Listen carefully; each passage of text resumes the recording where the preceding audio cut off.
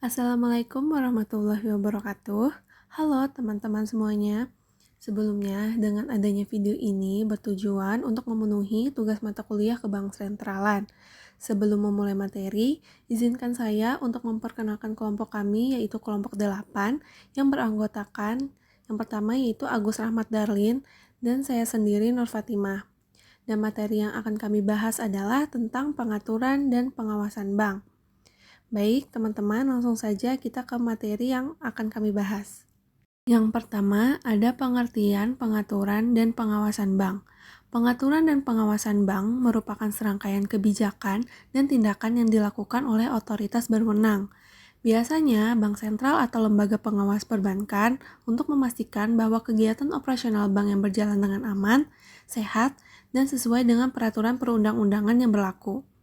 Pengaturan bank merujuk pada penetapan aturan, standar, dan ketentuan yang harus dipatuhi oleh bank dalam menjalankan kegiatan usahanya. Sedangkan pengawasan bank adalah proses pemantauan dan evaluasi kepatuhan bank terhadap peraturan yang berlaku, serta penilaian terhadap kesehatan dan kinerja bank. Selanjutnya ada kewenangan pengaturan dan pengawasan bank. Kewenangan pengaturan dan pengawasan bank yang pertama ada kewenangan untuk menetapkan tata cara perizinan atau right to license. Yang kedua, kewenangan untuk menetapkan ketentuan atau right to regulate yang menyangkut aspek usaha dan kegiatan perbankan. Yang ketiga, ada kewenangan untuk mengawasi meliputi yang pertama, yaitu pengawasan bank secara langsung atau on-site supervision, dan yang kedua ada pengawasan tidak langsung atau off-site supervision. Yang keempat, kewenangan untuk mengenakan sanksi atau right to impose sanction. Selanjutnya yang kelima yaitu kewenangan untuk melakukan penyidikan atau right to investigate. Dan yang terakhir, yang keenam, yaitu kewenangan untuk melakukan perlindungan konsumen atau right to protect. Adapun fungsi pengaturan dan pengawasan oleh Bank Indonesia terhadap kinerja perbankan.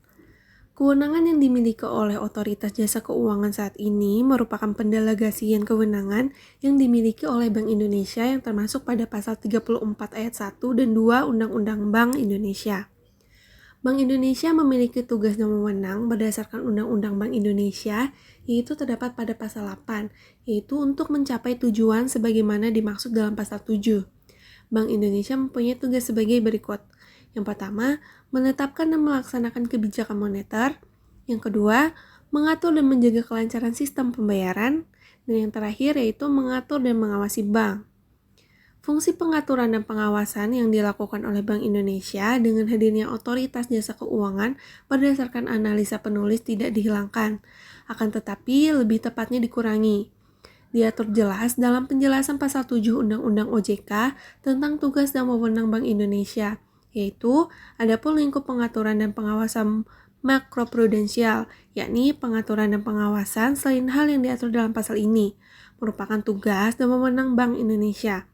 Dalam rangka pengaturan dan pengawasan makroprudensial, OJK membantu Bank Indonesia untuk melakukan himbauan moral atau moral suasion kepada perbankan. Selanjutnya akan dilanjutkan oleh Agus Rahmat Darlin.